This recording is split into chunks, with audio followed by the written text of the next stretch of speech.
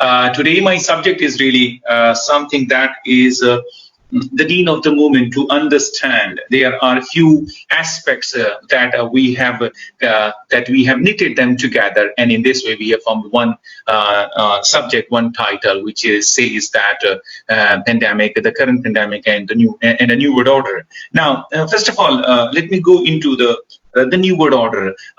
What is a new world order? A new global governance system. A new global governance system with new trends and transformations. Dr. Henry Kissinger says that global, in the history of mankind, we have always witnessed a tragedy after which a new world order follows. So he gives the history of mankind, and I'm not going into the details of that, but I'm just speaking for the terms that probably you have studied in your course somewhere. French Revolution, a tragedy, and after which a new world order comes. Napoleonic Wars, a tragedy, and after which there is a legitimacy. Congress of Vienna as a new world order, and that Congress of Vienna continues till 1990, from 1815 to 1914, which means for a full-fledged 100 years. That world order continued. There was not a major war that took place between 1815 and 1914. Then in 1914-15, we see First World War. That's a tragedy. It is followed by Treaty of Versailles, which is another world order that it talks about. I am not going into the details of what a world order was, but that was a new world order because I'm just having 25 to 30 minutes to speak on, and then I will respond to your questions. So moving on, and then in 1945, Second World War, which is once again a tragedy, and then Cold War. The world is divided into two groups, Soviet Union and United States. One is leading communism and the other is leading capitalism, and the world is really collapsing, and they are colliding with each other. We see somehow really very strange that the Soviet Union's disintegration is also a tragedy, because the moment it collapsed, one country that survived that power, it started dictating the world like a world policeman. So a new global governance was given in 1990s. Very interesting, and I'm not going to state that, but you are about to. It is about to strike your mind. 9/11, the greatest power of the time. It was targeted by few individuals, and these individuals are really economic, financial, executive, and military centers of United States were targeted. What happened afterwards? I mean, it's not really something secret to you people. A completely entire world was changed. Everything was changed. The yesterday's foes became friends, and friends became foes. A new system emerged. I repeat once again, a new global governance system with new trends and transformations. That is why it's so surprising that after 9/11, we see that entire humanity is at one end, and there was a party at the other end. And the name of that party is Al-Qaeda. Entire humanity is at one end, and there is a hunt for just one man, and that is Osama bin Laden. You understand that? Like in the history of mankind, countries were fighting with each other. But after 9/11, we see that countries are at one end, and there are non-state actors that are colliding with civilized world. So a new world order with them. Also, I am now reaching to this point when Dr. Henry Kissinger was asked, when will the new world order will come after now? And you know what was his answer? His answer was, wait for a tragedy. I believe you are absolutely right when you are thinking at this moment that is COVID-19 a tragedy?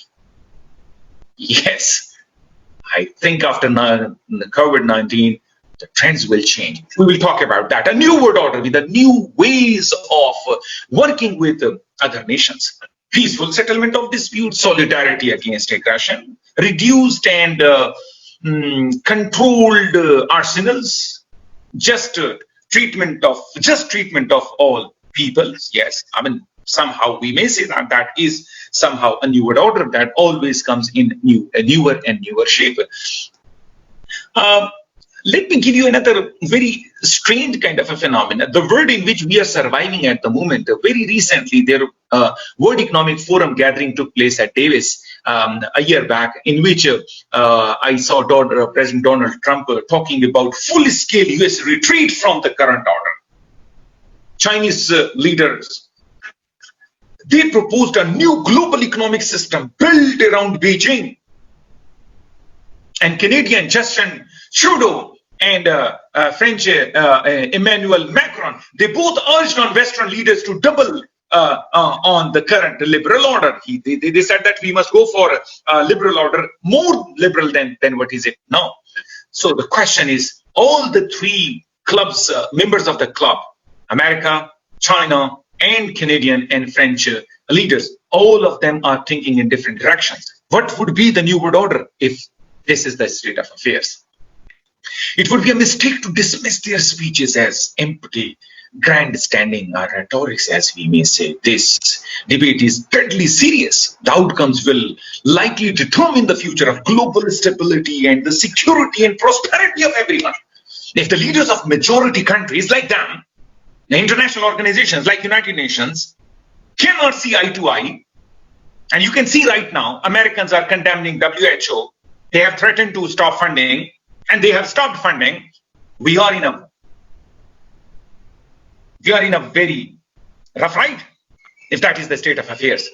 Rather than withdraw, what is more needed is new ideas, new institutions, blueprints to navigate the coming storm, and that the coming storm has reached, through which we are passing at the moment. Americans are talking about be American, buy American. President Trump says that America first policy. By the way, when was America second? But they say that America first policy. So if you're talking about be American, buy American, are you withdrawing from the globalization? Oh, sorry, you are mistaken. You are beating the dead horse in the wrong time. This is the word of the globalization. This is not the word of individualization. We are living in abnormal times. Rather, I should say that before COVID-19, we were living in abnormal times. Global liberal order is in an advanced state of meltdown. And as world rapidly shifts from one unipolar to multipolar reality, international system itself is exposed to profound instability. If the situation is not handled with extreme care, potential for a major collapse is real. The question is whether our world leaders I just spoke about are capable of fully understanding what is happening in real time and can muster collective action to set new rules of the road. That is the question of the question. Just before this COVID-19, let's talk about what the word is or was just a moment back, and I am talking to you about 6 points that are important. And the moment I pronounce these 6 points, I hope you will very easily compartmentalize it, and you will make me a vice person, because all 6 points are related with just one country. China is in the process of surpassing US economically. By one measure, 35% of world growth from 2017 to 19 is from China, 18% from US, 9% from India, and 8% from Europe. So by 2050, top 5 largest, greatest economies, China will be leading. Very soon, China, which is just because of COVID-19, a bit slower Chinese economy, but it was witnessed and it was professed in the last 10 years that by 2020, very unbiased and neutral economist of the world, by 2020, China will be the biggest economy of the world. So today, China is getting bigger and bigger, not because its growth rate has continued as it was during 2019, but because many other greater economies, they have come down.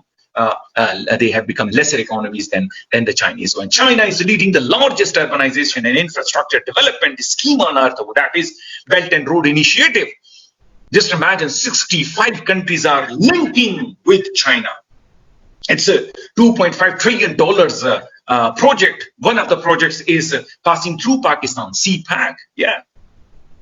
It's linking Middle East, Africa, Europe, all kind of countries. And China is going to become the global trading hub. And number three, China is set to become a global green powerhouse. It has signaled its intention to take the lead on climate change reduction after signing 2015 Paris Climate Agreement. By 2025, most new cars in China will be fully electric vehicles by 2025.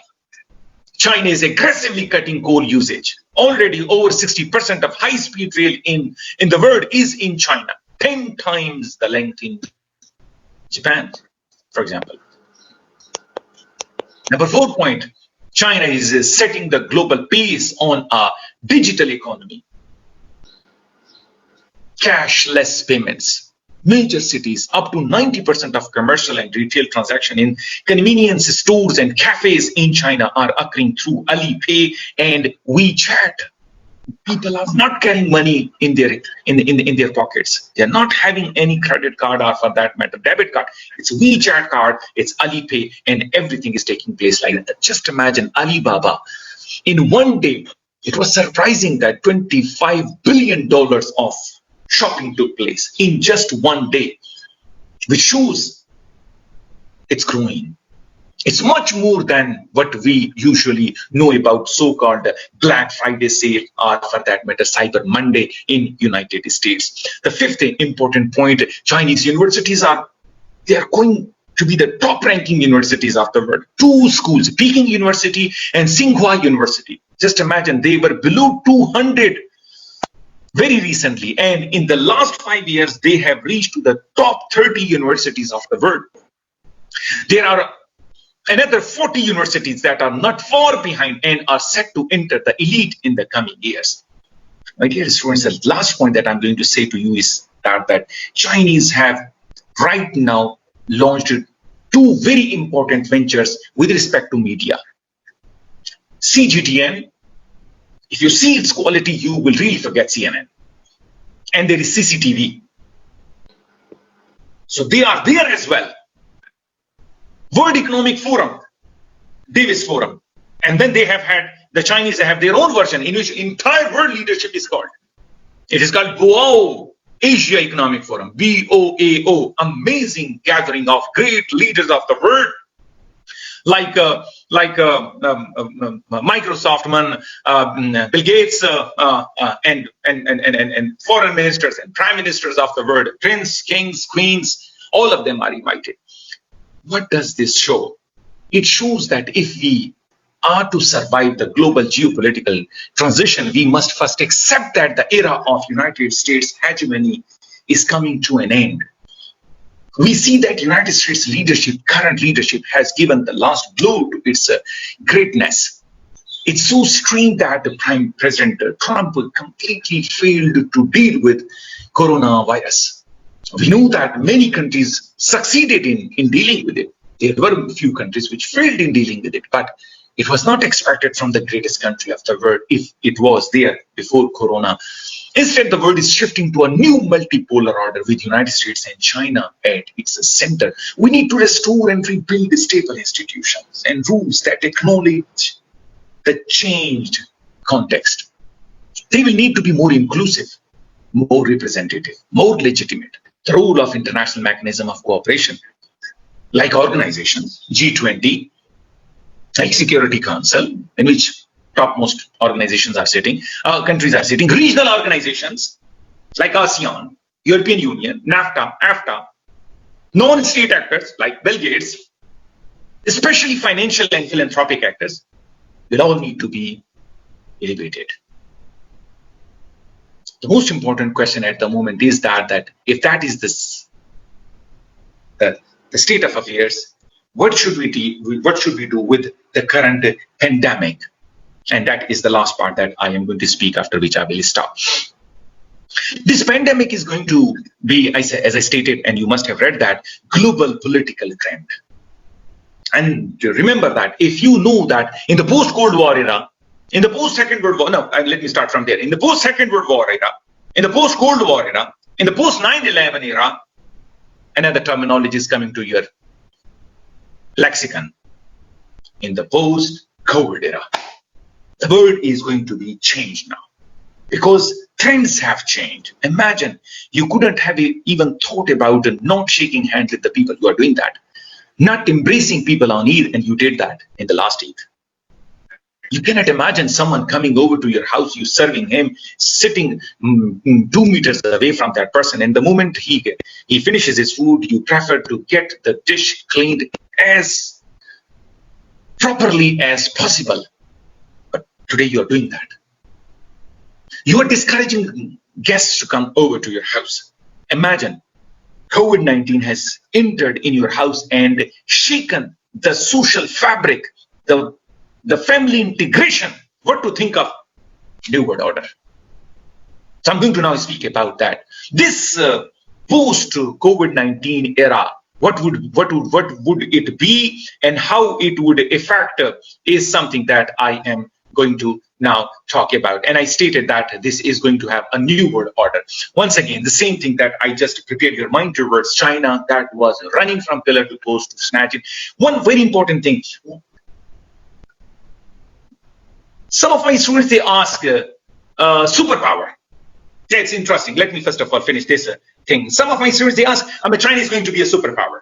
So now if we make a comparative analysis between China and United States, we do not find a very sharp comparison between the two because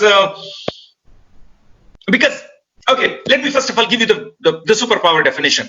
Leading role in international relations, ability to influence events in the world, and number 3, use force with strength. Okay, that is a superpower. Leading role in international relations, Americans, yes, they do that. Ability to influence events in the world, Syria, Iraq, Kashmir, every event, whatever is happening, they are in a position to influence it. Okay, use force with strength, they do that. Okay, so Americans qualify to be a superpower. Fine. Okay, any other country? Let's take the example of China. Leading role in international relations, yes, to some extent they are. Ability to influence events in the world, to some extent they do. They give their opinion that we do not accept such and such thing in Syria, we do not accept such and such thing. Fine. So second, use force with strength. No, they do not use force. They do not send their army to Syria. They do not send their army to Egypt, or for that matter, Iraq. Okay, so they are not superpowers. Now the question is, in future, will this definition continue to define a superpower? That is the place where I stop. I believe the superpower definition is also in transition. It will no longer be like that.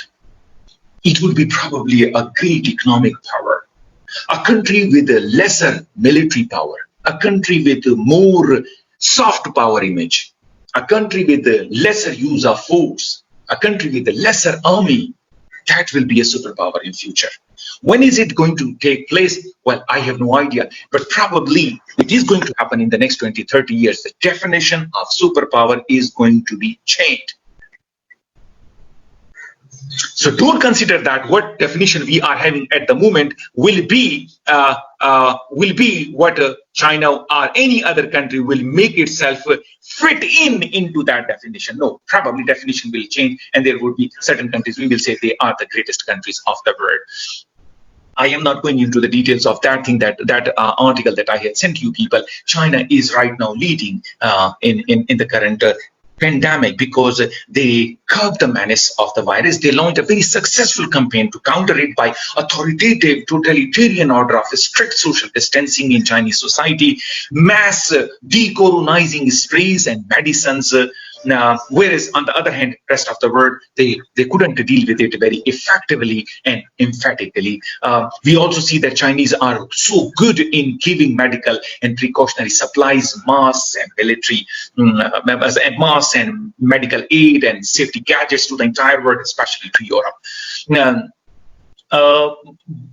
One thing, then we also see that they were the ones who were at the moment ready to export teams of medical experts gifted to the other countries, their services. Pakistan, many European countries where they went and they trained others to teach them how to deal with this menace. Remember, after the Second World War, when American economy was surviving, They were the ones who were supporting every country in Europe, every country in the world, and therefore they became superpower.